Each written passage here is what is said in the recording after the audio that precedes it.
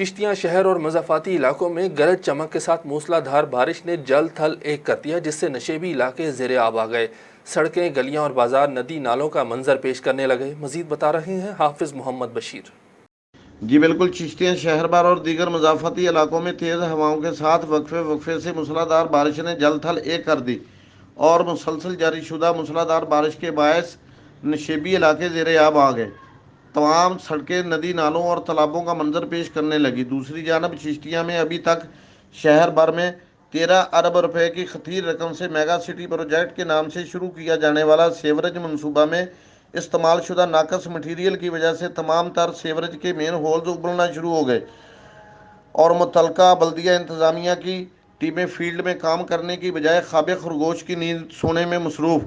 تمام علاقہ مکینوں نے حکام بالا سے اپیل کی ہے کہ چشتیاں میں بارش کی ایک جھلک برداشت نہ کرنے والے سیوریج مکمل شدہ منصوبے اور بلدیہ چشتیاں کی عدم توجہ کا نوٹس لیا جائے۔ کیمرہ مین ارشد ہاشمی کے ساتھ حافظ محمد بشیر، نمائندہ سٹی نیوز، چشتیاں۔